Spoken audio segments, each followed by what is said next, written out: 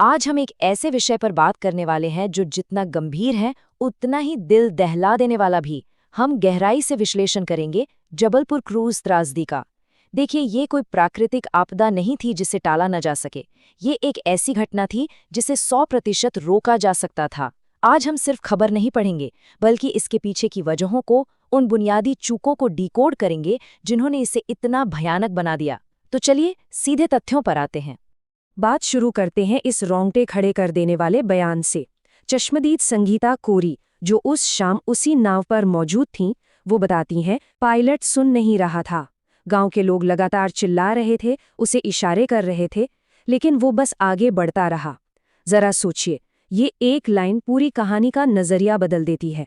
अचानक आई कोई आफत नहीं, बल्कि ये बयान इशारा कर रहा है एक भयानक मानवीय लापरवाही की तरफ। तो आज के इस एक्सप्लेनर में हम किन चीज़ों पर बात करेंगे? हम शुरुआत करेंगे बरगी डैम के उस डरावने मंजर से, फिर जानेंगे कुछ दिल तोड़ने वाली कहानियां और रेस्क्यू के बारे में। उसके बाद हम उन चेतावनियों और चूकों का विश्लेषण करेंगे जिन्हें अनदेखा किया गया। देखेंगे कि इस पर पॉलिटिकल रिस्पॉन्स क्या रहा, और अंत में बात करेंगे सबसे ज़रूरी मुद्दे पर, जवाबदेही की। आइए सबसे पहले बात करते हैं बरगी डैम के उस डरावने सपने की। तथ्य एकदम साफ है हमारे सामने। गुरुवार की वो शाम थी जब मध्य प्रदेश टूरिज्म का एक क्रूज नर्मदा नदी के बरगी डैम में पलट जाता है। वजह बताई गई, एक अचानक आया तूफान। अब सोचने वाली बात यह है कि एक सरकारी टूरिज्म की ट्रिप, जिसे लोगों के लिए एक खूबसूरत अनुभव होना चाहिए था, वो पलक झपकते ही एक मौत के कुएं में कैसे तब्दील हो गई। और इसकी जो कीमत चुकानी पड़ी है ना, वो ये आंकड़े साफ बयां कर रहे हैं।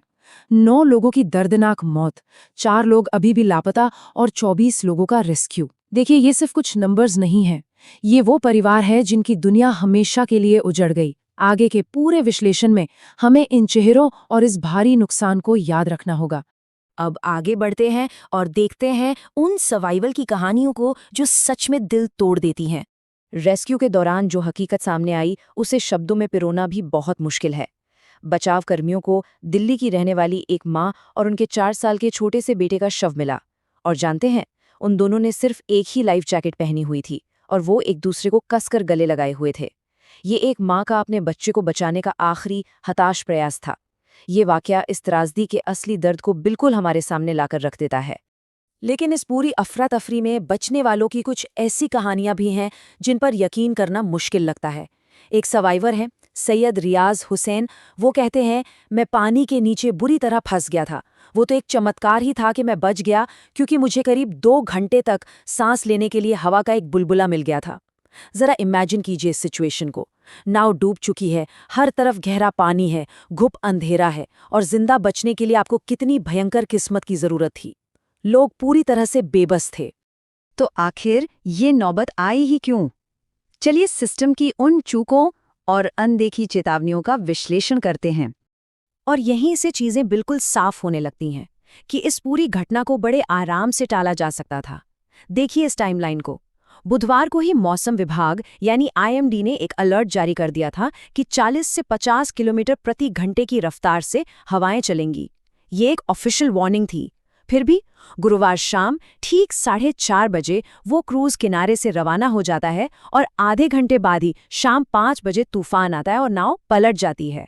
सवाल सीधा सा है, जब मौसम खराब होने का अलर्ट पहले से था, तो ऑपरेटर्स ने उस क्रूज को पानी में उतारा ही क्यों?